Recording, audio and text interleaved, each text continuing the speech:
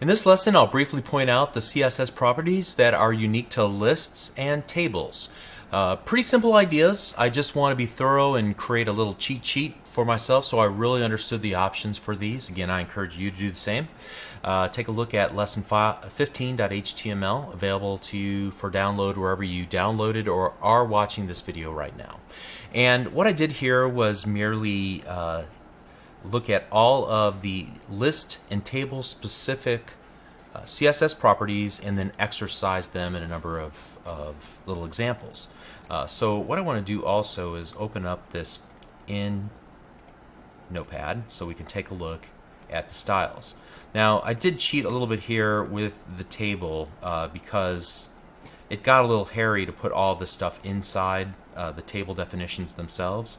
So just keep that in mind that I have table 1, table 2, table 5, table 6 defined. I also have some specific things like first row and first column, and we'll dissect these in just a moment. For the list items, notice that I'm using the style attribute and then defining the styles inline like so. So let's go ahead and start with the lists, and notice that by default, whenever we create an unordered list, the list style type is disk, but there are other options as well that we can set, like none, for example. And we use none whenever we want to use the unordered list items as a horizontal menu.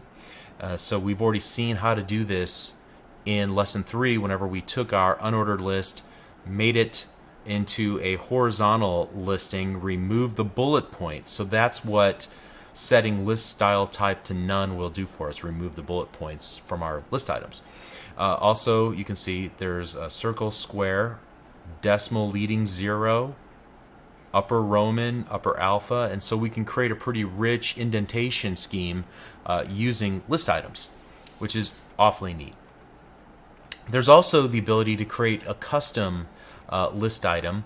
So using the list style image, we can use an image instead.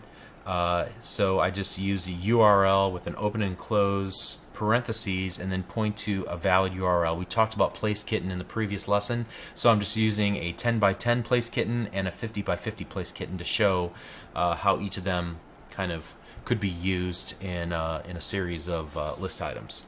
Also, line style position, whether we want to be on the outside or the inside of an imaginary indentation line with the bullet itself. And then I demonstrate a shortcut for list style so that you can kind of put all of these on one line instead of separating them out into separate CSS property definitions. All right, so that's it with lists. Pretty simple stuff. Tables are a bit more complex because of how many optional parts there are.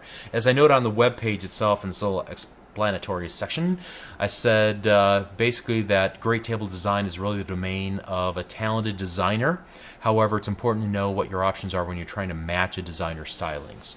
So let's take a look at the examples that I put together here, and let's scroll down to the first example in our source. And here we are. Okay, so I have a table with an ID of table 1. I've created a caption, and then I create a row with several, it looks like 3 columns, another row with 3 columns. So it's a very simple table. And if we take a look at the stylings for this in table 1, we're simply putting a 1 pixel solid black border around it. So let's see, that goes around the entire table itself.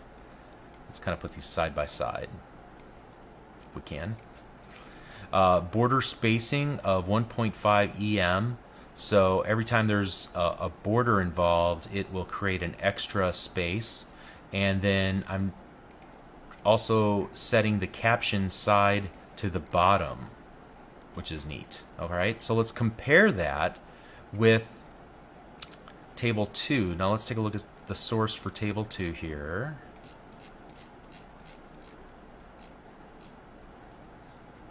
All right, and table 2 is almost identical in structure. In fact, it is identical. The only thing that changed was the settings for each of the individual data cells. So you'll notice here that, as it says, I apply a 1 pixel border around each of the cells, and I set the border spacing to 1 pixel. So the space in between each of the cells, called the border, has a 1 pixel boundary. And as this points out, this could be removed using the table's cell spacing equals 0 attribute. So if we were to go down on table 2 and add an attribute, cell spacing equals 0. Let's see what that'll do for us. And you can see we get the border, but we get no space in between. All right, so let me go ahead and remove that and just put it back to its original state here. And moving on to example number 3, it says here I'm applying a background color to an entire row. Notice that we still have the 1 pixel border space like we did and we fixed just a moment ago. And it says we'll fix that in the next example.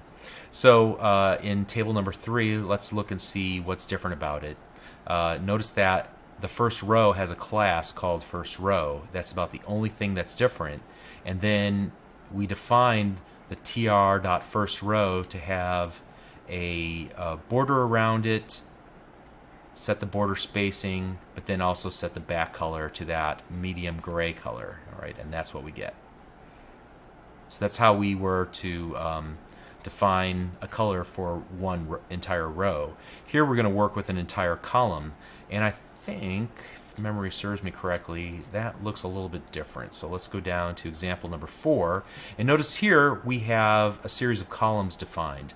And I didn't talk about call groups and columns, but it is a way to define up front the various columns that will then be used by the TDs and THs inside of each of our TRs in the body of our table.